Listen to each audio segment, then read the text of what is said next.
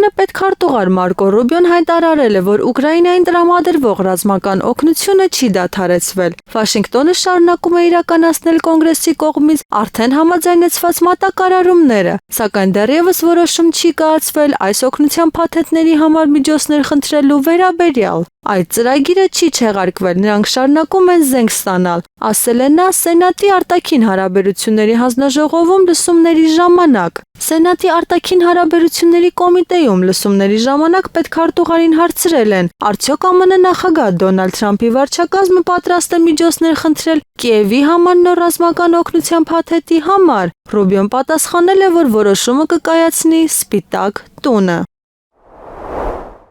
Բուդապեշտում հանդիպել են Ադրբեջանի նախագահը եւ Հունգարիայի վարչապետը։ Համատեղ մամլոասուլիսում Իլհամ Ալիևն անդրադարձել է Հայաստանի եւ Ադրբեջանի միջև կարգավորման գործընթացին։ Նա հայտարարել է, որ խաղաղության պայմանագրի ստորագրման համար անհրաժեշտ է, որ ԵԱՀԿ Մինսկի խումբը լուծարվի։ Ալիևը նաև հերթական անգամ մեղադրել է Հայաստանին Ադրբեջանի նկատմամբ իբր տարածքային պահանջներ ունենալու համար։ Ալիևը խոսել է Հունգարիա-Ադրբեջան երկկողմ հարաբերություններից, ընդգծել, որ դրանք ռազմավարական բնույթ են կրում։ Հունգարիան այն քիչ երկրներից է, որն անկախ քաղաքականություն է վարում, իսկ դա բավականին բարդ է հատկապես Եվրամիության շրջանակում, կարծիք է հայտնել Ալիևը։ Նա հավելել է, որ երկու երկրները կխորացնեն գործակցությունը հանքարդյունաբերության ոլորտում։ Օրբանն էլ շնորհակալություն է հայտնել Ալիևին դժվարին պահերին Բուդապեշտի կողքին լինելու համար։ Նրա խոսքով Ալիևը վստահեցրել է, որ Ադրբեջանը Հունգարիային կապահովի գազով, հաշվի առնելով ռուս-ուկրաինական պատերազմի ֆոնին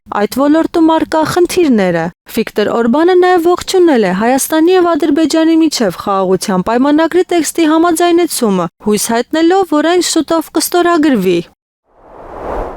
ԱՄՆ նախագահ Դոնալդ Թրամփը հիասթափված է Գազայի հատվածում պատերազմի ընթացքից եւ կոչ է արել Իսրայելի վարչապետ Բենյամին Նեթանյահուին ավարտել այն։ Այս մասին հայտնում է Axios-ը, հղում անելով ամերիկացի պաշտոնյաներին։ Նախագահը հիասթափված է Գազայում տեղի ունեցողից, նա ցանկանում է, որ պատերազմն ավարտվի, պատանդները վերադառնան տուն, օգնությունը հասնի այնտեղ եւ ինքը սկսի վերականգնել Գազան, աղբյուրին մեջբերում է Պորտալը։ Նշվում է, որ Սպիտակ տան ղեկավարը Վերձավոր Արևելքի երկրներով անցյալ շաբաթ կայացրած շրջագայությունը հաջողված է համարում, սակայն նախագահի խոսքով Գազայի հակամարտությունը խանգարում է իրեն իրականացնել ծրագրերը տարածաշրջանում։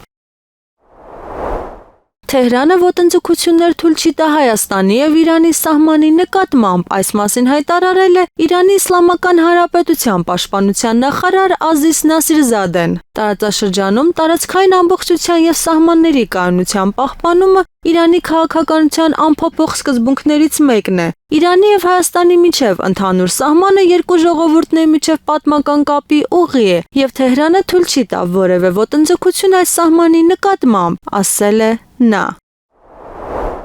Մարդկությունը պետք է ստեղծի նոր աշխարհակարգ, որպեսզի չանհետանա այս մոլորակից, հայտարարել է Ռուսաստանի անվտանգության խորհրդի փոխնախագահ Դմիտրի Մեդվեդևը։ Աշխարհում առկա խիստ լարված հակամարտությունների իրավիճակը վերջին հաշվով կնպաստի միջազգային իրավունքի նոր ինստիտուտների եւ գործիքների ձևավորմանը եւ նույնիսկ նոր միջազգային կարգի, որը մարդկությունը պետք է ստեղծի մեր մոլորակից չանհետանալու համար, ասել է նա։